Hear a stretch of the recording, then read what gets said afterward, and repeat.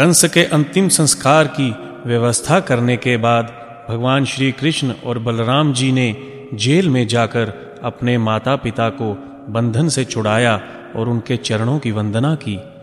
परंतु वसुदेव और देवकी ने उन्हें ईश्वर समझकर हृदय से नहीं लगाया।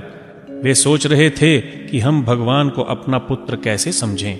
भगवान श्री कृष्ण ने देखा कि माता पिता को मेरे ऐश्वर्य का ज्ञान हो गया है, इसीलिए माता पिता को मोहित करने के लिए अपनी योग माया को आदेश दिया।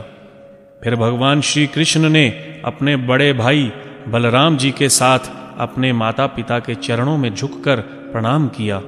उसके बाद उन्होंने कहा, पिताजी, माताजी, हम आपके प्रिय पुत्र हैं।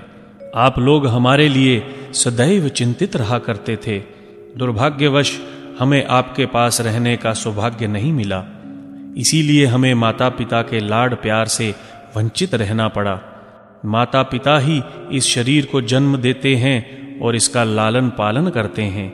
यदि कोई मनुष्य जीवन भर माता पिता की सेवा करता रहे तब भी वह उनके उपकार से ऋण मुक्त नहीं हो सकता।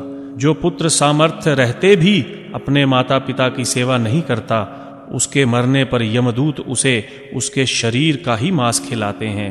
जो अपने माता पिता, गुरु, ब्राह्मण और शरणागत का भरण पोषण नहीं करता, वह जीता हुआ भी मुर्दे के समान है। पिताजी, हमारे इतने दिन व्यर्थ गए क्योंकि दुष्ट कंस के कारण हम आपकी सेवा न कर सके। हाय, पापी कंस ने आप दोनों को कितने दुख दिए। आप हमें क्षमा करें और अपनी सेवा का अवसर दें। अब हम आप दोनों को छोड़कर कहीं नहीं जाएंगे। विश्वात्मा श्री कृष्ण की वाणी से वसुदेव देवकी मोहित हो गए। भला भगवान की योग माया के प्रभाव से बिना उनकी इच्छा के कौन मुक्त हो सकता है। इसलिए वसुदेव देवकी का तत्व ज्ञान क्षण भर में लोप हो गया। तब भगवान श्री कृष्ण ने अपने माता पिता से क्षमा मांगी तो वसुदेव देवकी का पुत्र स्नेह पुनः उमड़ पड़ा। उन्होंने श्री कृष्ण बलराम को हृदय से चिपकाकर प्यार किया। बार बार उनके मुख पर चुंबनों की झड़ी लगा दी। भगवान श्री कृष्ण और बलराम को पाकर वसुदेव और देवकी का हृदय परमानंद से भर गया। वे भगवान के स्नेहपाश में बंधकर पूर्णता मोहित हो गए।